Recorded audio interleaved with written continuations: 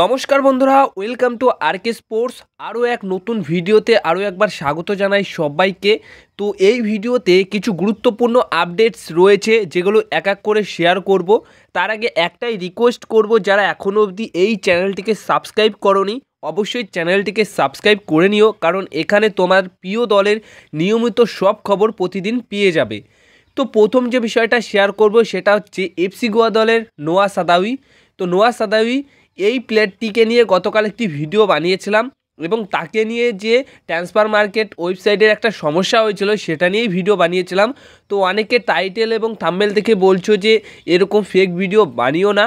তো বিষয়টা কি সেটা ভিডিওটা না দেখলে তোমরা বুঝতে পারবে না। আমি জাস্ট এটাই বলার চেষ্টা করেছি যে তোমরা অনেকেই জিজ্ঞাসা করছিলে যে এটা কি সত্যি ট্রান্সফার মার্কেটে মোহনবাগানের নাম দেখা যাচ্ছে তার প্রোফাইলে, তো মোহনবাগান দলকে তাকে সত্যি সই করিয়ে নিয়েছে। তো সেই রিলেটেড একটা উত্তরের ভিডিও আমি ওটা দিয়েছি যে না, এরকম বিষয় নয়, কারণ ট্রান্সফার মার্কেটের ওই ওয়েবসাইটে একটু টেকনিক্যাল ইস্যুর জন্য তার মোহনবাগানের নামটা দেখা দিয়েছিল তার প্রোফাইলে। তো সেই রকম রিলেটেড ভিডিওই ছিল, কারণ টাইটেল এবং থাম্বনেলেও তোমরা দেখতে পারবে যে রিয়েল অর ফেক, সত্যি কিনা সাদাউকে সই করাচ্ছে, এরকম কিছু টাইটেল দিয়েছিলাম। তো যারা বুঝতে পারোনি তারা কিন্তু কমেন্ট করেছিলে যে ফেক ভিডিও, এরকম ভিডিও বানিও না। তো তাদের কাছ থেকে আমি মন থেকে ক্ষমা চেয়ে নিচ্ছি। দেখো, আমি কোনো রকম ফেক ভিডিও বানিনি, জাস্ট ভিডিওটা তোমরা পুরো দেখলে বুঝতে পারবে যে ভিডিওটা কী রিলেটেড ছিল। তো এবার মূল বিষয়ে আসা যাক। তো মূল বিষয় যেরকম সানা সিংকে নিয়ে যে আপডেটটা গতকাল মার্কোস দিয়েছে, তোমাদেরকে এর আগেও বলেছিলাম যে এই সানা সিংকে দলে নেওয়ার জন্য ভীষণভাবে আগ্রহী, কথাবার্তা বলছে, কিন্তু এখনও অবধি ডিলটা ডান করতে পারেনি মোহনবাগান দল। তো সেই সানা সিংয়ের ওপর কিন্তু আরও দুটি দলের নজর রয়েছে, 2 থেকে 3টে দলের নজর রয়েছে, শুধু মোহনবাগান দলের নয়। মোহনবাগান দল ছাড়াও আরও 2 থেকে 3টে দল এই সানা সিংকে নেবার ব্যাপারে ভীষণভাবে ইন্টারেস্ট রয়েছে। এবার সেখান থেকে দাঁড়িয়ে সেই দলের এগেনস্টে লড়াই করে সানা সিংকে কিন্তু দলে নিতে হবে মোহনবাগান দলকে। তো আশা করি সেই লড়াইয়ে মোহনবাগান দল জিতে যাবে, কারণ সানা সিংয়ের জন্য তো ট্রান্সফার ফি দিতেও রাজি রয়েছে। এখন সানা সিংকে কতটা কথাবার্তা বলে কতটা রাজি করাতে পারে সেটাই কিন্তু দেখার রয়েছে। এর পরের খবরে আসি। পরের খবরটা কিন্তু দারুণ সুখবর মোহনবাগান দলের সমর্থকদের জন্য। হ্যাঁ, আনোয়ার আলী, যাকে নিয়ে আমরা অনেক আলোচনা করেছি কবে তিনি ফিরবেন, কারণ তিনি না ফিরলে ডিফেন্স একদমই নড়বড়ে, শক্তিশালী নয়। তো তার ফেরাটা খুবই জরুরি। তো সেই মতো তাকে ফেরা নিয়ে তার ফেরা নিয়ে একটা ভালো খবর পাওয়া গেছে। 3 তারিখ 3 জানুয়ারি থেকে মোহনবাগান দল সুপার কাপ বা আইএসএলের জন্য আবার প্র্যাকটিস করা শুরু করে দেবে, অনুশীলন শুরু করবে জন ফ্রান্ডো। তো সেই 3 তারিখ থেকেই কিন্তু এই আনোয়ার আলী আবার প্র্যাকটিস করা শুরু করবে মোহনবাগান দলের সমস্ত প্লেয়ারদের সাথে, অর্থাৎ আনোয়ার আলীর সতীর্থর সাথে অবশ্যই মোহনবাগান দলের হয়ে আবার প্র্যাকটিস করা শুরু করবে আনোয়ার আলী। তার পাশাপাশি সুপার কাপে তার খেলা হচ্ছে না, কারণ সুপার কাপে তিনি খেলতে পারবেন না, এটুকু পুরোপুরি কনফার্ম।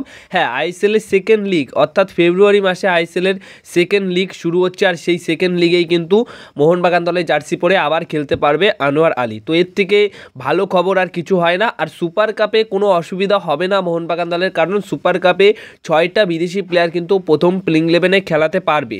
তো সেই ক্ষেত্রে ডিফেন্সে ব্রেন্ডন হামিল এবং হেক্টর ইউস্টে একসাথে খেললে কোনো অসুবিধা হওয়ার কথা নয়। আর উপর দিকে তো আরও 4 জন খেলাতেই পাচ্ছে, সব দলের এই একই সেম ব্যাপার রয়েছে, তবুও মোহনবাগান দলের অসুবিধা হবে না আনোয়ার আলী সুপার কাপে না থাকলে। এর পরের আপডেটে আসি। আর পরের আপডেটটা অবশ্যই অনেক কটা আপডেট শেয়ার করেছে জ্যোতির্ময় চট্টোপাধ্যায় মোহনবাগান দলকে নিয়ে গতকালই। তো প্রথম যে বিষয়টা শেয়ার করেছেন যে আগামী 6 তারিখ একটা বৈঠকে বসতে চলেছে, আনুষ্ঠানিক বৈঠকে বসতে চলেছে মোহনবাগান দল।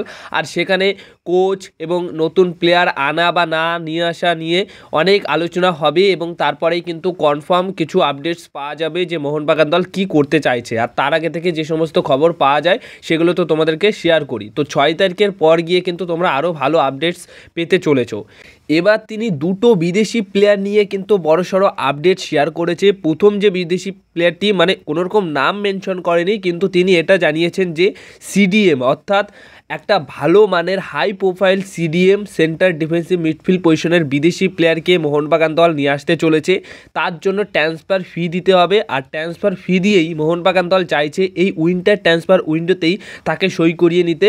কিন্তু তিনি জ্যোতির্ময় চট্টোপাধ্যায় তিনি বলেছেন যে এটা হয়তো উইন্টার ট্রান্সফার উইন্ডোতে তারা বাস্তবায়িত করতে পারবে না, মানে ডিলটি ডান করতে পারবে না, তারা সামার ট্রান্সফার উইন্ডোতে সেটা করে দিতে পারবে। আর তার আগে যদি কোনো চমক হয় বা মোহনবাগান ম্যানেজমেন্ট যদি চমক করে দিতে পারে ট্রান্সফার ফি দিয়ে উইন্টার ট্রান্সফার উইন্ডোতেই তাকে সই করিয়ে নিতে, তাহলে সেটা কিন্তু একটা বিশাল বড় মানে চমকের ব্যাপার হবে এরকম জানিয়েছে। মানে একটা হাই প্রোফাইল সিডিএম পজিশনের প্লেয়ার কিন্তু অবশ্যই আসছে মোহনবাগান দলে, এইটুকু তোমরা কিন্তু 110% তোমরা জেনে রাখো। এছাড়া আরও একটা বিদেশিকে নিয়ে আপডেট শেয়ার করেছেন যে এই উইন্টার ট্রান্সফার উইন্ডোতে একজন আক্রমণকারী বিদেশি প্লেয়ার আসতে পারে মোহনবাগান দলে, মানে মোহনবাগানের পথে। তো সেই ক্ষেত্রে আক্রমণকারী মানে অ্যাটাকিং সাইডের একটা বিদেশি প্লেয়ার, তো সেটা কে হতে পারে সেটা নিয়েও কিন্তু প্রশ্ন থাকছে। আর সবশেষে যে বিষয়টা শেয়ার করেছে যে এই উইন্টার ট্রান্সফার উইন্ডোতে মোহনবাগান দল একটা সোয়াইপ ডিল করতে চলেছে, মানে একটা প্লেয়ার অদল বদল করতে চলেছে। সোয়াইপ ডিলটি কোন প্লেয়ারটিকে নিয়ে হবে সেটা নিয়ে কিন্তু এখনও মোটামুটি কনফার্ম নয় যে কোন প্লেয়ারটি হতে পারে, কিন্তু সোয়াইপ ডিল হতে চলেছে এইটুকু তিনি কিন্তু মেনশন করেছে ট্রান্সফার আপডেটে। তো এইগুলোই ছিল আজকের ভিডিওতে আপডেটস। তো বেশ কিছু চমক কিন্তু এই জানুয়ারি ট্রান্সফার উইন্ডোতে থাকছে মোহনবাগান দলের তরফ থেকে। আর মোহনবাগান দল সামার ট্রান্সফার উইন্ডোতেও যেভাবে কাজ করে উইন্টার ট্রান্সফার উইন্ডোতেও কিন্তু ভালো কাজ করার চেষ্টা করে। তো সেই মতো তোমরা অনেক নিউজ পেতে চলেছো, কিছু কিছু বড় চমক কিন্তু তোমাদের জন্য থাকছে। তো এই ছিল আজকের ভিডিও। যদি ভিডিওটা ভালো লেগে থাকে অবশ্যই ভিডিওতে লাইক শেয়ার কমেন্ট করো আর চ্যানেলটিকে সাবস্ক্রাইব তোমরা করে নিও নিয়মিত আপডেটস পাওয়ার জন্য।